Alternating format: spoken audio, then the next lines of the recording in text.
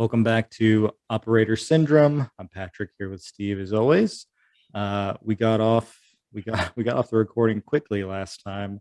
Ran out of time, but today I think we've got an interesting one. We're going to come off of our individual timelines.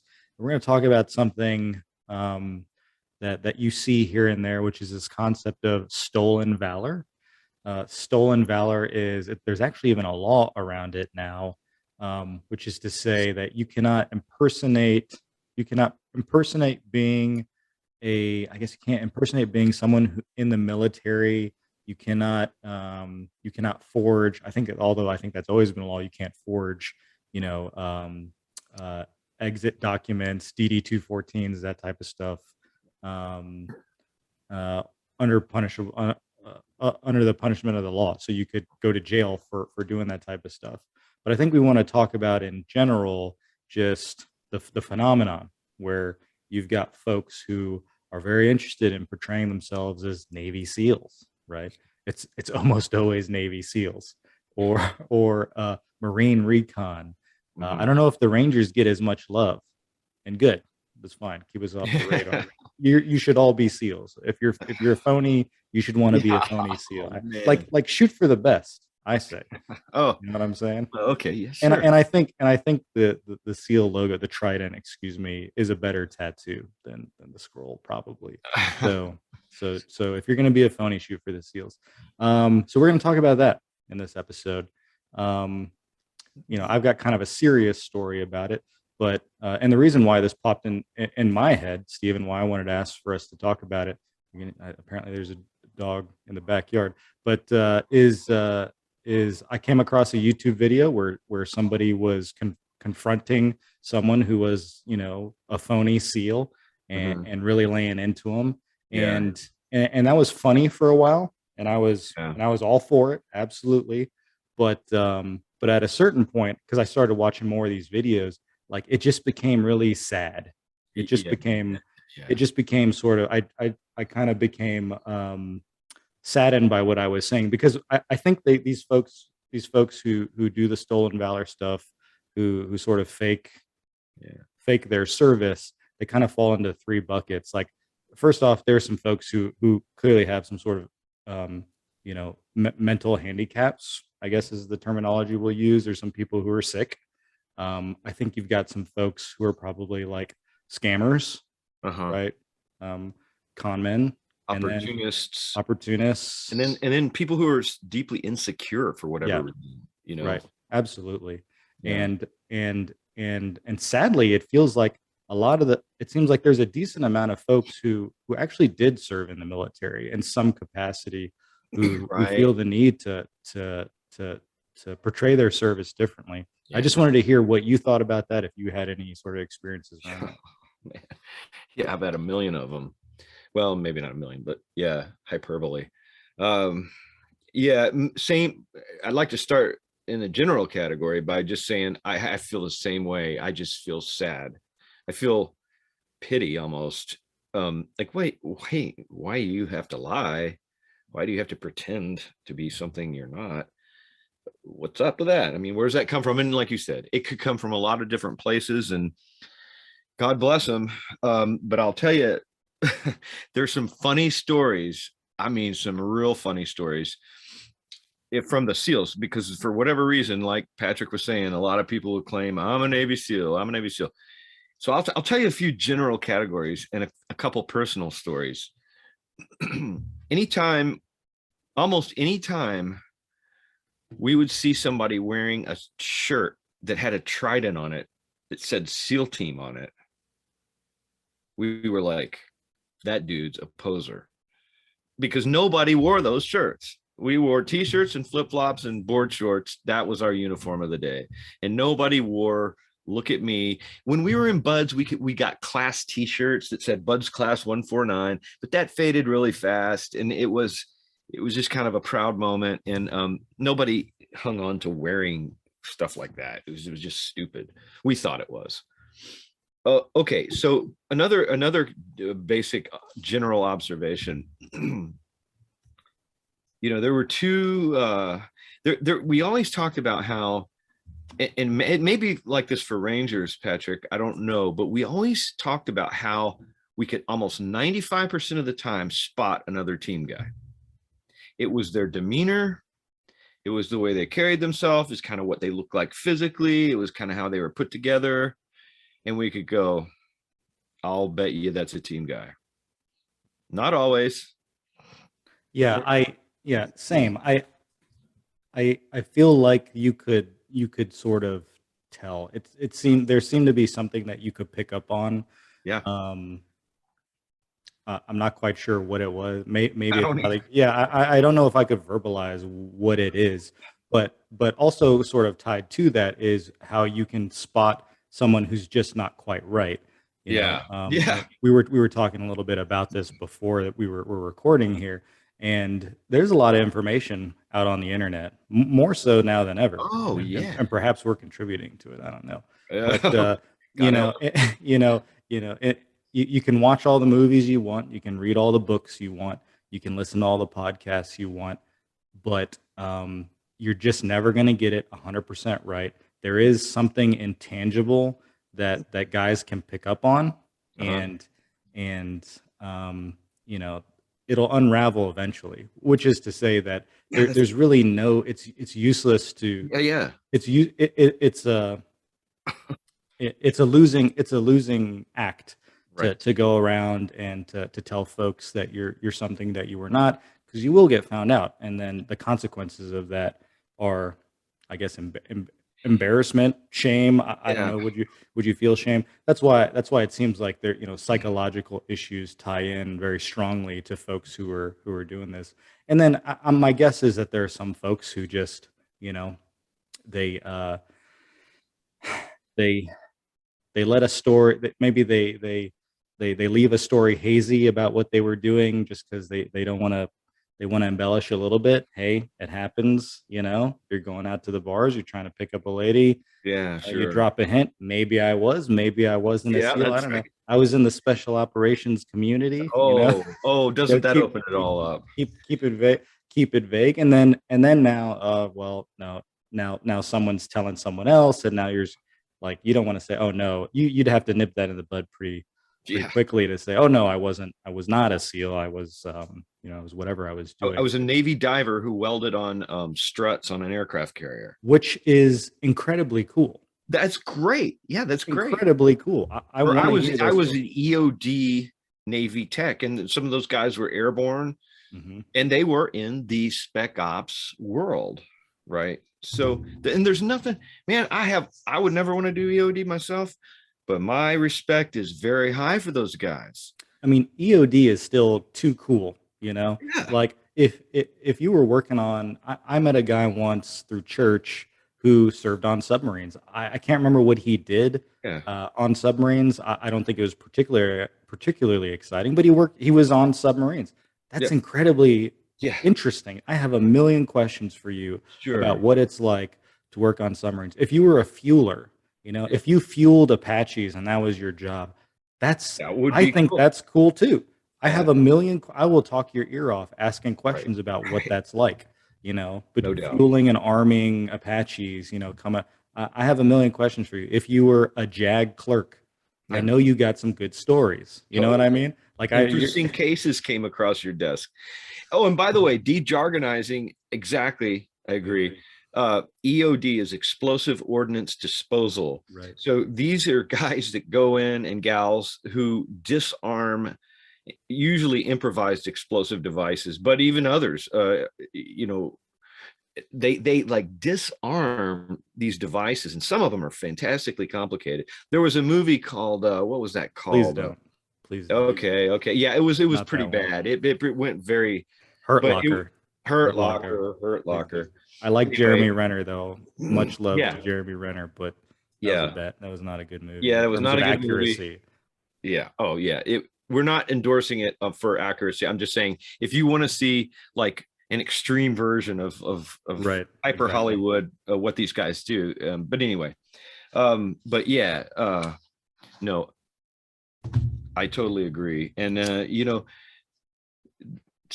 I'll just say this: there have been times when some guys, for whatever reason, in the teams, and I will leave names out of it, of course, as always, who really get pissed when they find somebody who's faking it. Mm-hmm. There was a time, and in San Diego, in Coronado, on Coronado Island, we had two bars, still do, and they're SEAL hangouts. One's called McPee's Irish Pub, and the other's called Danny's Pub. And if you go in that place, there's going to be wall-to-wall team guys, right? And so if you go to those places, it'd be a good thing that if you aren't a SEAL to not say that you were a SEAL or something. So one night in McPee's, one of the guys in my platoon, and he was a fighter. Like, some guys just love to fight. I got proficient at a certain form of martial arts, but I never really liked it. I always had a kind of a sick feeling in my stomach when I had to walk out on a mat and get ready to spar. I just never really, it was a love-hate relationship. But anyway, some guys just want to punch the lights out of people. And we had one of these guys, and he was a seasoned dude, and he was tough with big old arms. And he's, oh man, he told us the story the next day. We saw it happen from across the room, but he told us the whole thing the next day in the platoon space. We were like, and this guy, some guy in the regular Navy, just on a ship, kind of like you say, never in a million years is this guy going to be a SEAL. You could just, he had a look of, it was like, no way. And he was wearing a SEAL Team whatever shirt. Oh boy, in a SEAL bar, boy, that's genius. And so this guy walks over to him and he says, "What do you do?" And he said, "Teams." The guy just said, "Teams." He goes, "Oh, what team?" He goes, "Can't talk about it. Black Ops." Mike's like, Black Ops, huh? So the guy's like, "Yeah."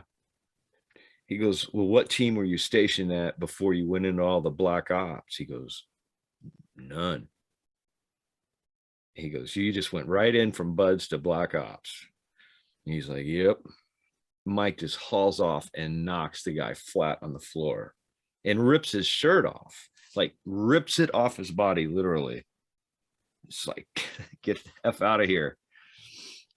Now, that makes me a little sad. Like, as you're smiling, telling the story, I'm smiling, telling the story because this guy was hilarious. And the next morning, the way he could tell a story, we were just all going, absolutely. Why do people have to do this? I mean, there's something funny about it. It is until it is, but it's like, there's got to be something wrong with you to do that. There's got to be. You're telling me, you know, especially in that time frame. By the way, the bars you mentioned, I've never been to Coronado before, but I've heard the names of those bars before related to SEALs. So, and nowadays, you're absolutely insane doing that. But probably even then, I mean, that guy showed up to that bar, even in that time frame, right? Like, put on the T-shirt, decided I'm gonna go. That's a SEAL bar tonight. I'm a SEAL, and so I'm gonna go to that bar and hang out, I guess. And you've got to be insane to do that. You got something is off. Yeah, it's either delusional or it's a mental something going on that's not firing properly, or I don't know. So it's a, first off, it's incredibly offensive, right, to the people who do the job. It is dangerous for you posing as that person, because especially in a bar, people are drinking. You're going to offend these guys. Like, people are going to make some bad decisions. And then, of course, it all comes back to, what do you think? What is the thought process there? It's just, man. You know, like, you know, if that person was actually in the Navy, like, what do you do in the Navy? Like, you might do something cool. Do you want a destroyer? What do you do on the destroyer? Let's talk about destroyers. Those things are cool. I know. I never could get enough learning about, like, the big old shells on a Navy destroyer or something like that. But I have one, and here's how I reacted. Mm-hmm. And I've had a few of these, but I was at a Sears and Roebuck store back when Sears was still in business. Nice. I needed the Roebucks. You did Sears and Roebuck. Roebuck. The full name, the proper name. Just shows you my generational gap. Anyway, no, Sears. And I was outside the tool. They have a tool place. This is in Florence, Kentucky.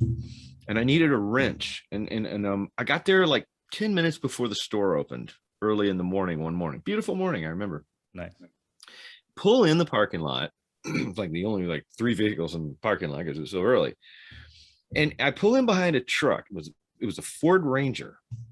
I'll never forget. And it had a leapfrog sticker on it, like the U.S. Navy SEAL elite parachute team leapfrogs. I'm thinking, now you don't see those every day, Right. especially not where we are, landlocked as we were in Kentucky. But I'm saying, okay. And I was still in my vehicle because there's no point in getting out yet because it wasn't open. The stores, and this guy was apparently had the same idea. So eventually we're getting close to the hour of when they're going to open, or the minutes before they open the doors, and he gets out first. And and now I'm not, look, if you like cowboy hats, that's great, but he had this big old cowboy hat on, a big buckle, and a gut that was just like, and look, there are plenty of SEALs who have let themselves go and they've gained weight. But this guy, I took one look at him and I was like, not a SEAL. So I didn't even really care at that point because it's there, but I'm curious about that leapfrog sticker on the back of his truck. So I get out. I don't even want to talk to the guy because I know the deal. So I'm looking at, they still hadn't opened the doors, and I'm standing there next to this guy, and we're looking at like the grills or the lawnmowers or something that are outside, before you go into the store. And he said something to me because I was like, I'm not saying anything. I don't care. He goes, hey, something lame, like, well, that's a nice looking lawnmower or something. I was like, yeah, I guess, whatever. And then I said, I couldn't help myself. I said, I noticed, and I tried to leave it open-ended so he could have a way out. I said, I noticed a leapfrog sticker on the back of your truck. He goes, oh, yeah. Yeah.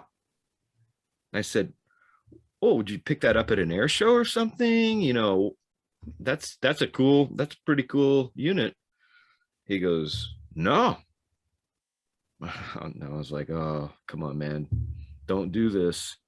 I said, were you on the leapfrogs? He goes, mm-hmm. I said, well, small world it is. So who are some of the guys you worked with on the leapfrogs? Because I knew a bunch of them. And he was older than me at the time. But I would have known somebody who knew somebody who knew somebody. And that's a really elite club in the SEALs. I mean, the SEALs are like in the thousands of 100,000 force Navy. Right. And then the elite frogs are like 0.00001% of that, so I'm thinking, what's up? And he goes, oh, I don't know, I can't remember. And I'm like, so what team were you at before you went to the leapfrogs? He goes, I didn't go to any team. You got to do some successful deployments before you're even considered for the leapfrogs. Right. So right now I'm going, I said, hey, man, I know a lot of leapfrogs. In fact, I'm a former SEAL. I was out at Team 5, and your story has a lot of holes in it. And then he just was like, oh, he got kind of nervous and just kind of meandered away. And I didn't say anything else. I was just like, good for you. I just felt sorry for the guy. I'm like, why you got to do this? And why you're giving us a bad name, man. But and not that we have the greatest name in the world, but it's just like, absolutely not, dude, you gotta. But I don't know. Well, that was good. You handled that pretty well. You attempted to avoid it. I don't think I don't think you could. You got to say something, especially it's just the two of you sitting there, two of us out in front of a Sears. Yeah, I'm not embarrassing him in front of anybody else. Right. Just two of us. Right, just the two of you. Yeah. I've got my own story, and my story involves a family member, actually. So I'm going to be very careful to.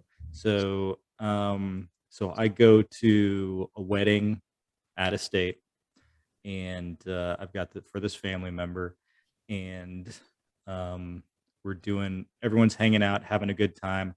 I like this person a lot, very close to them growing up, and um, going to the wedding, meeting their friends, and um, we're we're hanging out, drinking one night with this person and their friends, and this a friend of my family member comes up to me and is like, "Hey, was so and so a ranger?" And I've been drinking. Everyone's been drinking, and I was like, "Was so and so a ranger?" I was like, "No, no."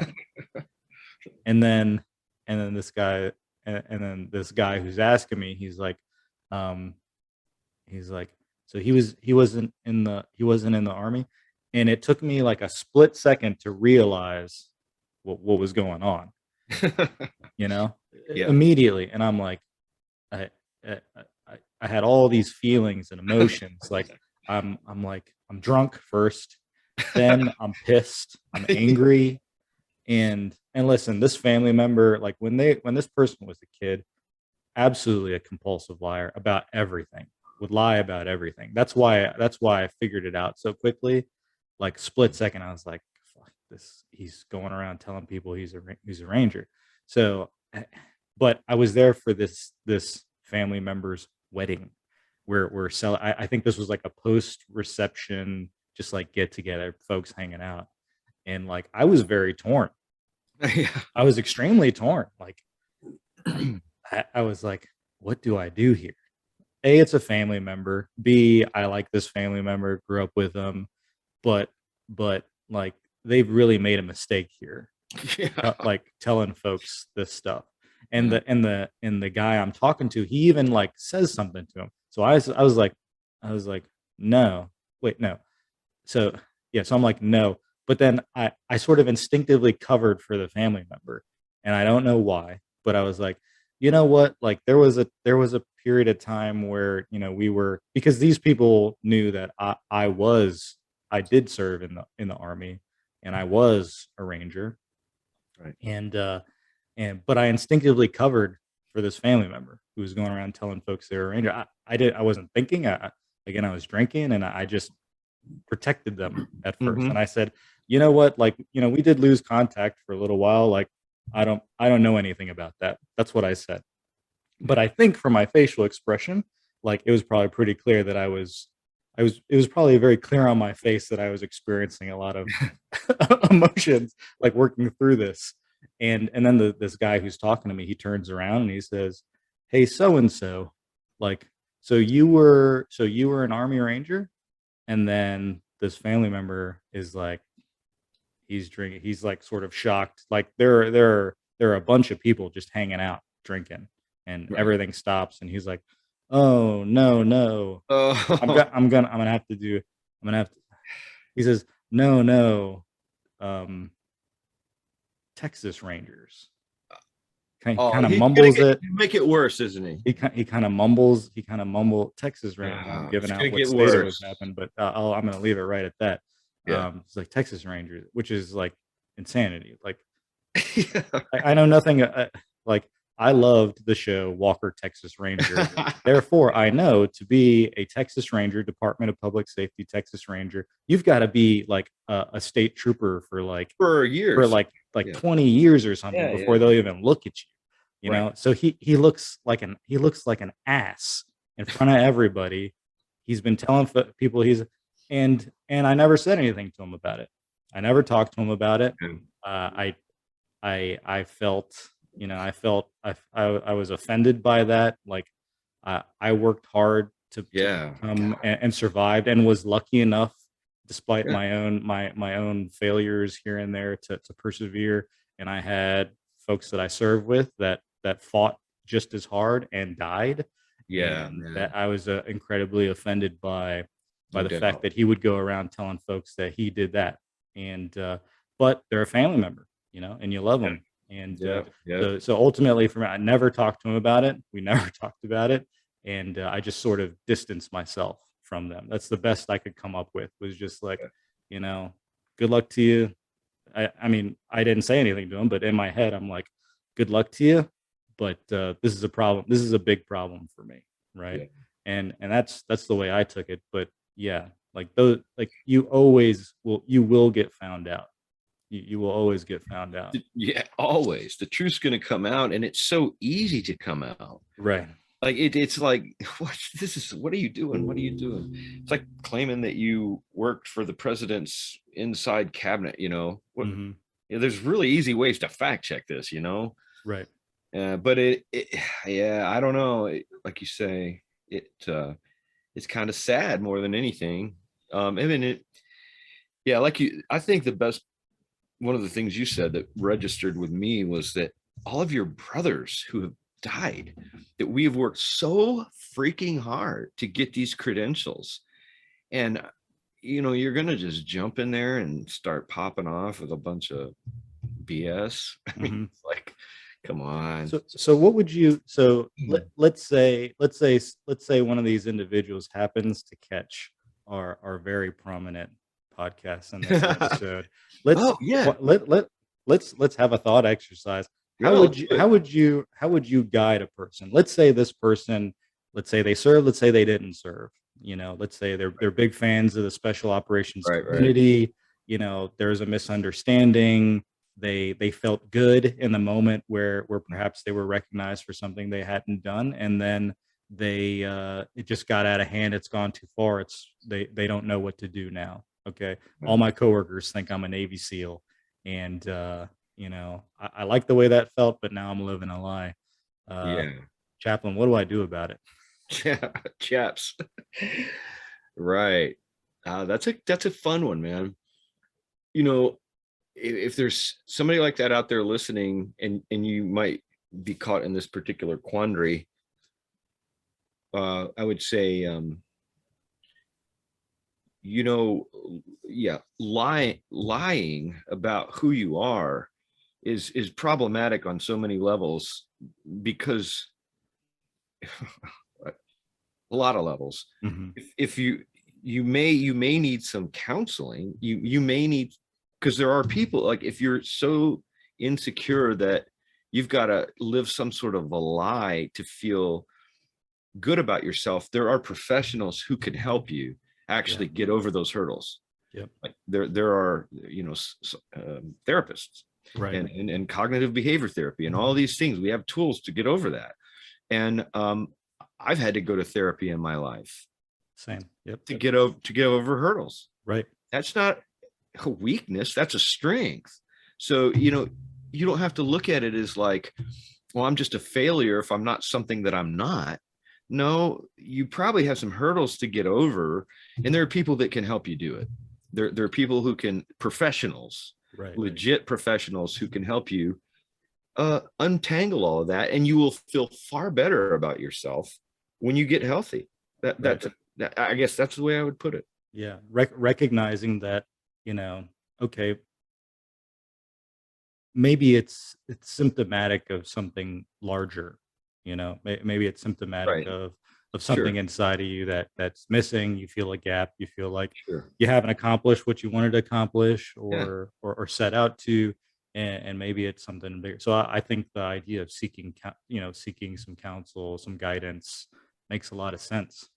It may be a minister, it may be a therapist, it may be just a good friend who will just sit and go, look, I love you for who you are, right? Not who you're not, right? I mean, what are you doing? And it can and I can see how it can be tough, and we're running out of time here, so we don't rush off like last time. But but it can be tough to unwind. Listen, it's part of the human experience to get caught up in a lie, and you're trying to service that lie to maintain your dignity, and it just keeps getting worse and worse and worse.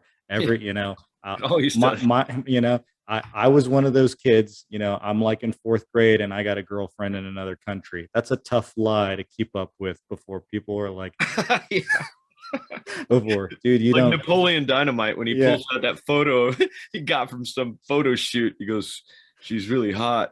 Yeah. Hey, Come on, listen, man. that's everybody. Everyone's been in that position. When are we going to see her show up at a Yeah. party?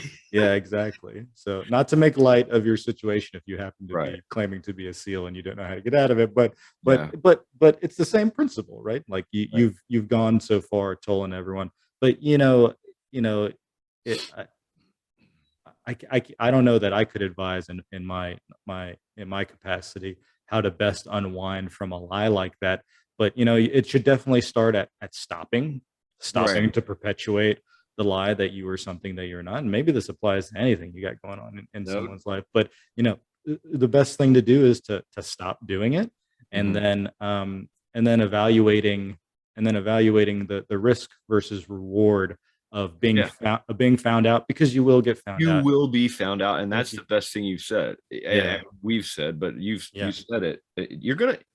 it'll happen. It's not too hard to find out. It'll happen. And And now there are people that are after this, like as a cause. yeah, That's not my personal cause. I don't care. I like feel more right. sorry for people who are doing this, but there are people who are devoted to finding out phonies, and like it's really easy. Yeah. So And maximizing the embarrassment. yeah. Like if you're lucky, you'll run into a Steve who catches you outside of Sears and calls you out. And then maybe you have a come to Jesus moment and you get rid of the leapfrog sticker and you just Yeah. go on with your life and just be the Yeah. best you can. But Yeah. there are guys out there who will who will knock you out. There Yep. are folks out there who will maximize the amount of embarrassment they'll cause Embarrassment. to you. They'll Humiliate you. humiliate you. They'll call your job. They'll call your family members. Yep. And you don't want to be in that spot. So Nope. um, And they'll the thing that I don't think any human being should have to experience is shame. right. Shame's a horrible thing, and nobody out there in the world should be feel a sense of shame about themselves. So if you are feeling, and probably a lot of it comes from some sort of sense of shame where you're having to compensate for something.